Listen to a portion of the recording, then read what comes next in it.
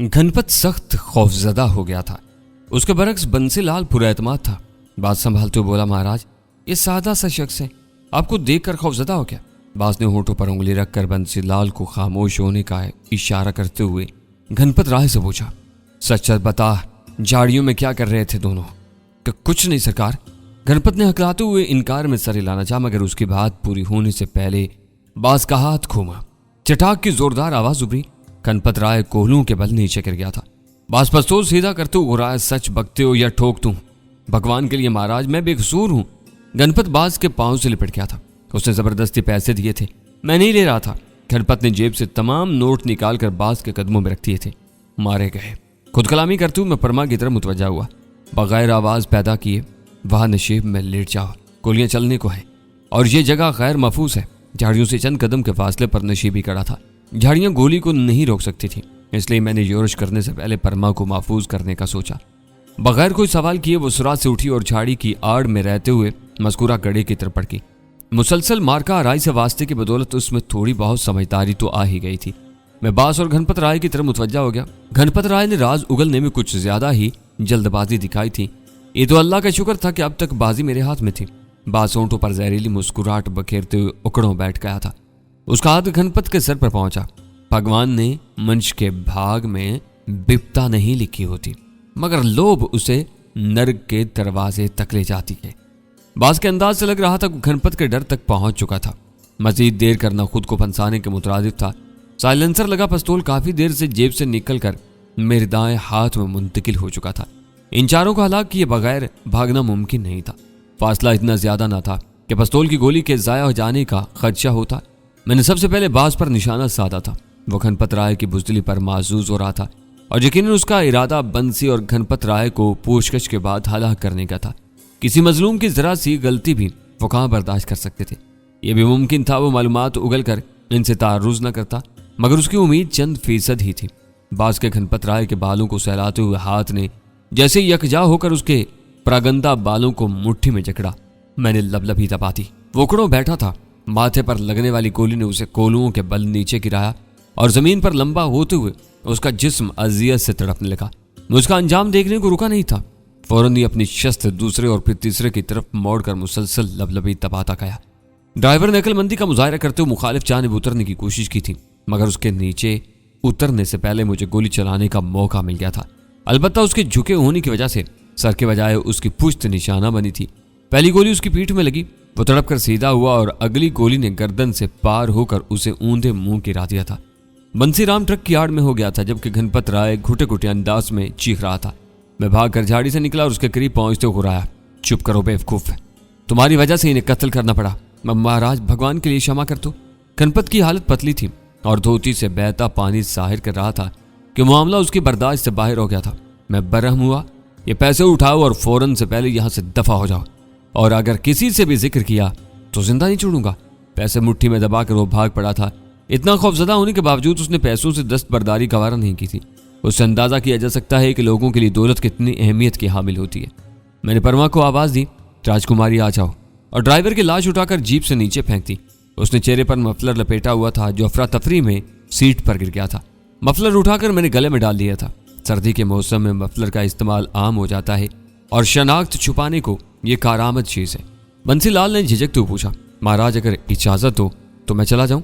उसका चेहरा भी खौफ से जर्द पड़ा था। भागो, इसे जाने का इशारा करके मैं दुश्मनों का असलहा संभालने लगा। एक के पास क्लाशनकोफ जबकि 3 के पास पिस्तौल थे। क्लाशनकोफ जीप में रखकर मैंने 30 बोर पिस्तौल झाड़ियों में उछाल दिए। एक पिस्तौल 9mm था। इसकी मैगजीन उतार कर जेब में डाली और इसे भी फेंक दिया। इसकी गोलियां क्लाशनकोफ में चलाई जा सकती थी। परमा भागते हुए करीब पहुंच गई थी। तमतमाए हुए चेहरे के साथ उसने लाशों को एक नजर देखा और मेरी तरफ मुतवज्जा हुई। बाड़ी में लेट जाओ। इसे हदायत देकर मैंने ड्राइविंग सीट संभाली और इग्निशन में चाबी घुमाकर जीप स्टार्ट करने लगा। इसने बेचूच ना किए मेरे हदायत पर अमल किया था। मैंने जीप मुंबई की जानिब मोड़ दी, क्योंकि आगे जाने में ज्यादा खतरा था। दुश्मनों का जोर पीछे की जानिब नहीं था। अब मुझे कोई लिंक रोड तलाश करके इस इलाके से दूर जाना था। क्लाशनकोफ मैंने गोद में रख ली थी। परमा को पीछे लेटने का इसलिए कहा था ताकि वो दूर से नजर आकर मेरी शनाख्त की तस्दीक न करती रहे। कंगले, इनकी जेबों की तलाशी क्यों नहीं ली? जीप के थोड़ा सा आगे बढ़ते ही मेरी समातों में परमा की शौकी भरी आवाज गूंजी, अकबी शीशे में देखा, वो दोनों सीटों के दरमियान बैठी मेरी पीठ को घुर रही थी। मैं चिल्लाते हुए बोला, बाड़ी में इसलिए बैठने का नहीं कहा कि सीटें गंदी होती हैं। अच्छा, हम तो यही समझे थे। वो चिढ़ाने को हंसी।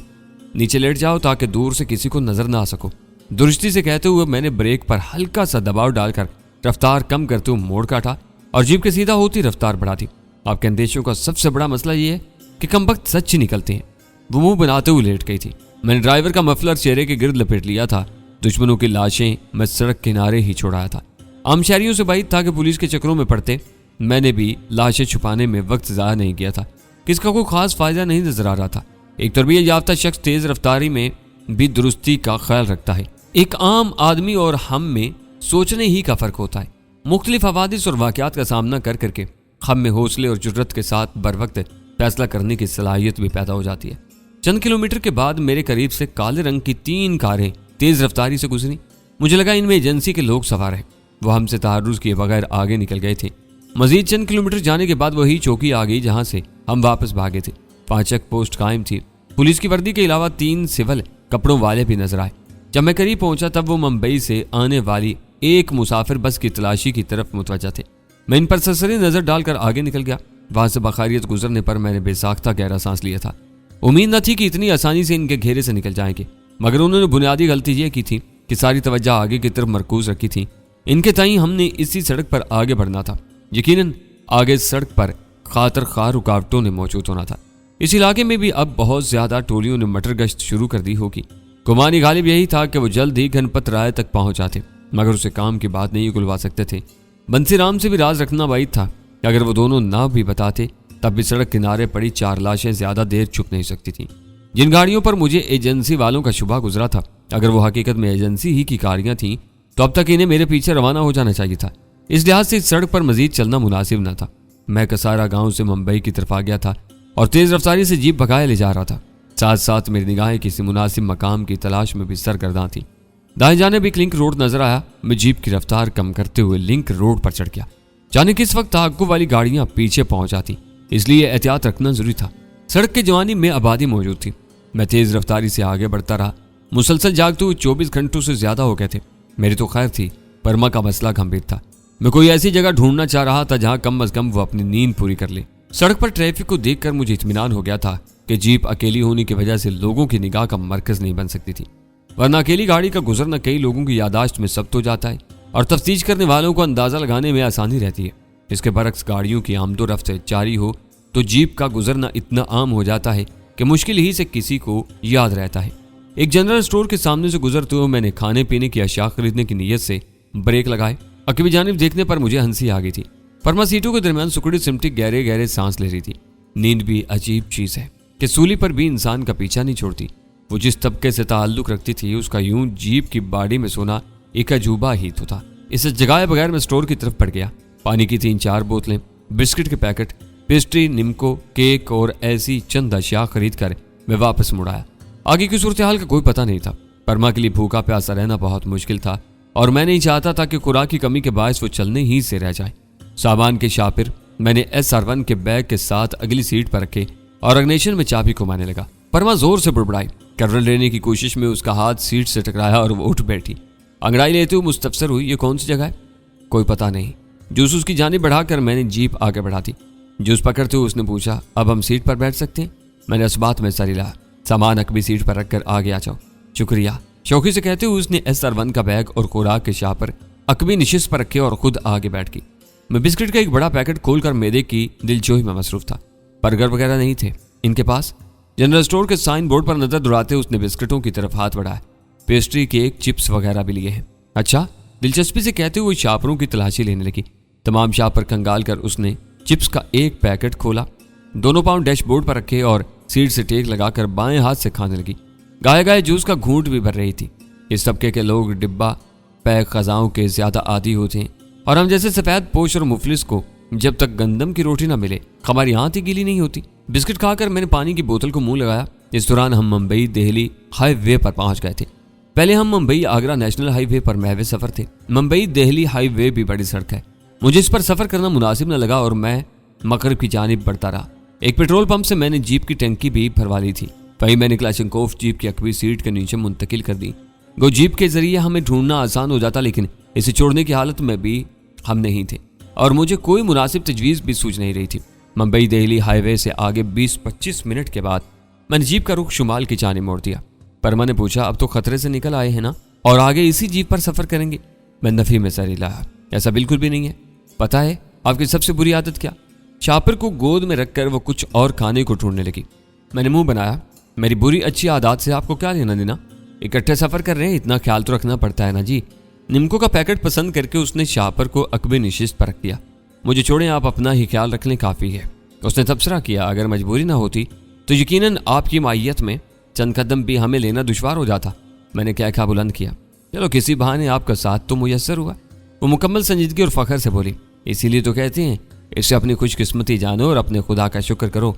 राजकुमारी परमा का लम्हाती साथ भी कोई छोटी नेमत नहीं है, और अगर दावा करूं आपसे ज्यादा मैं तंग हूं तो। उसने कंधे उचकाए। झूठ बोलना तो आजकल फैशन है, आप भी खुद को तसल्ली दे लें। मैंने संजीदगी से झूठ उगला। चंद किलोमीटर आगे एक गांव में हमारे जासूसों का बसेरा है, वहां तक गुजारा कर लो, आगे आपको किसी और के साथ सफर करना है। दोनों की एक दूसरे से जान छूट जाएगी। तो क्या मतलब? वो चौंकते हुए गड़बड़ाई।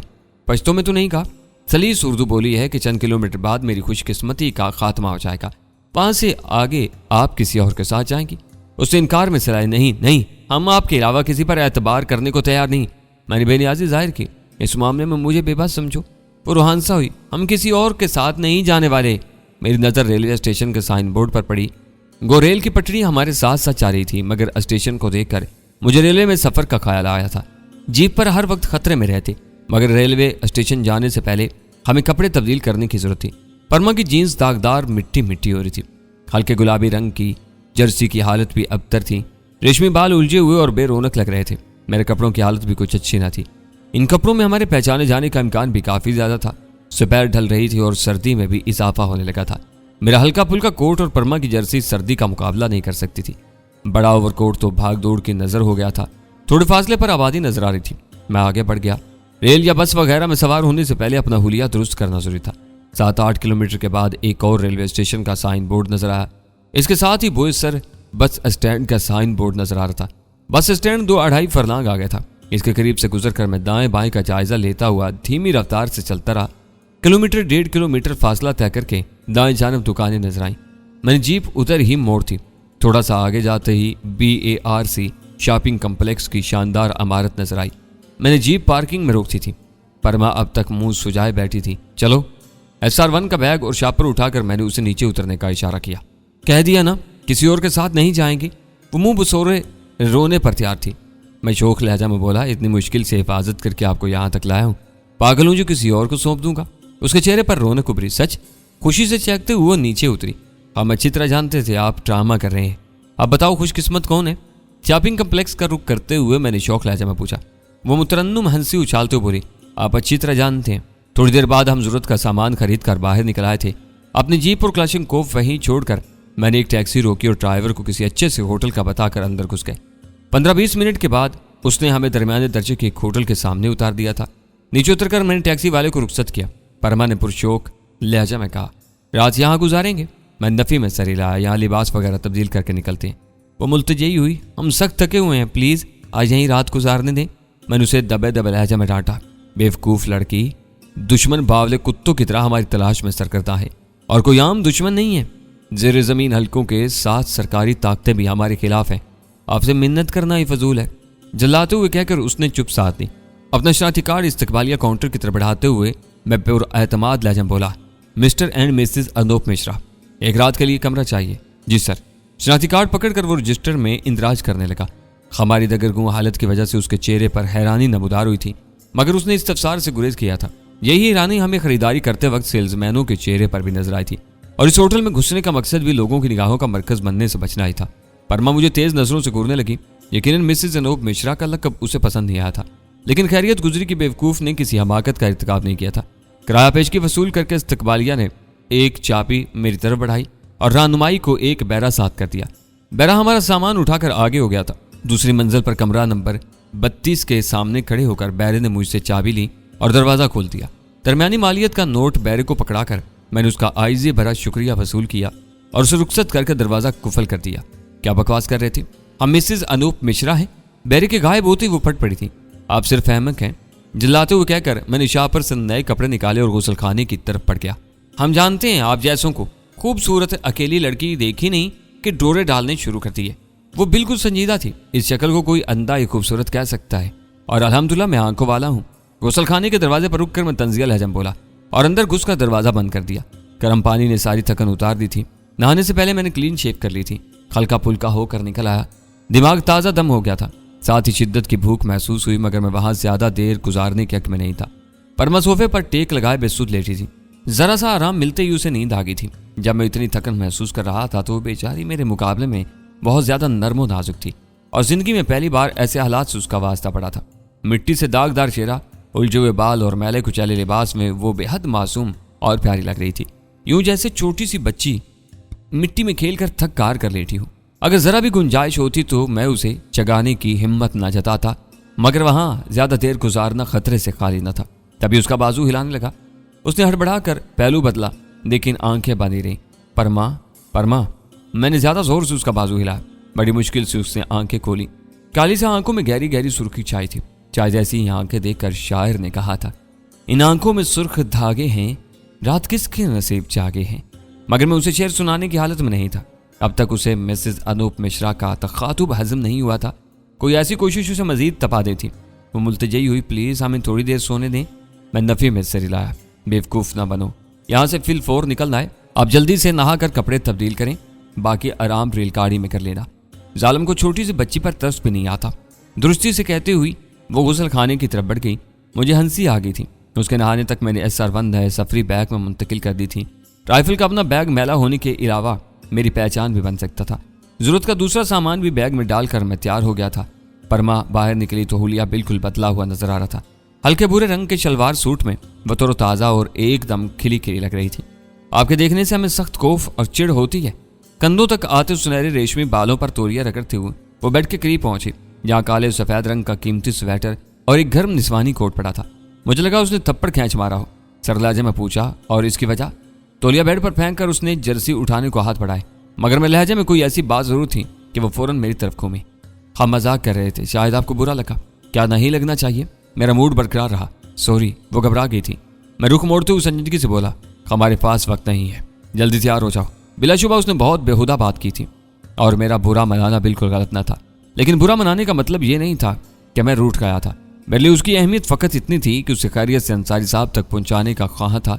रूठने मनाने का खेल तो अपनी महबूबा के साथ खेलने में मजा आता है, और मेरे दिल की मलका तो वहां से बहुत दूर तलागंग की पुरबहार फिजाओं में क्या बकह रही थी। न जाने उसके दिल का गुबार धुला भी था कि नहीं। अब तक वैसे ही वो खफा थी। कहते हैं जुदाई की घड़ियां, हिजरो फिराक के लम्हे, तवील फासले और दूरी का अजाब महबूब के बड़े जराइम और भारी लगजियों को भी फरामोश कर देता है। 7-8 माह का अरसा इतना मुख्तसर न था कि वो खफकी पर डटी रह पाती, और बिलफर्ज अब तक उसका मूड वैसे का वैसा ही था। तो उसका मतलब यही था कि मुस्तकबिल में भी उसके राजी होने की उम्मीद नहीं थी। ऐसी सूरत में अलहदगी ही वाहिद हल बचता था। उसके बार बार तलाक चाहने का जवाब मुसलसल मिन्नत समाजत नहीं हो सकता था। अगर वाकई उसके दिल में कोई ऐसी दरार आ गई थी जिसका पूरा होना मुमकिन नहीं था और वो मजीद मेरे साथ नहीं चलना चाहती थी, तो उसकी खुशियों की राह में रोड़े अटकाना जायज न होता। चलें। वो तैयार होकर मेरे सामने आई। जर्सी और कोट पहनकर उसने सर पर गर्म टोपी ओढ़ ली थी। गले में मफलर नुमा दुपट्टा था जो उसने चेहरे के गिर्द लपेट लिया था। इसे देखे बगैर मैंने बैग उठाने को हाथ बढ़ाया। तभी एकदम दरवाजे में चाबी घूमने की आवाज आई और फिर 2 मुसल्ला अफराद दरवाजे को धकेलते हुए अंदर घुसे। एक दाड़ा खबरदार हरकत करने की कोशिश तुम्हें महंगी पड़ सकती है। परमा के हल्क से हल्की सी चीख बरामद हुई थी। सोचने की मोहलत नहीं थी, और सच तो यह है कि ऐसे हालात में तरबियत याफ्ता अफराद सोचने में वक्त जाया करने के बजाय शुरू की अफरा तफरी से फायदा उठाने की कोशिश करते हैं, क्योंकि वक्त गुजरने के साथ दिफा करना मुश्किल हो जाता है। इनका ललकारना, परमा का चीखना और मेरे हाथ में मौजूद बैग का गोली की तरह सामने वाले की तरफ बढ़ना एक साथ हुआ था। बैग फेंकते ही मेरा हाथ जेब से साइलेंसर लगा पिस्तौल निकाल चुका था। बैग सामने वाले के हाथों पर लगा, पिस्तौल उसके हाथ से निकल गया था। वह पिस्तौल उठाने झुका। उसके पीछे आने वाले ने जुरात से पिस्तौल सीधा करना चाहा, मगर इस दौरान गलाक की मजल से बेजुबान गोली निकलकर उसके पिस्तौल वाले हाथ से टकराती हुई उसके पेट में घुस चुकी थी। हल्की सी चीख मारकर वो पेट पकड़कर दोहरा हो गया था। चूंकि वो मेरे सामने खड़ा था, इस वजह से गोली उसके पिस्तौल वाले हाथ को जख्मी करके पेट में घुसने का बायस बनी थी।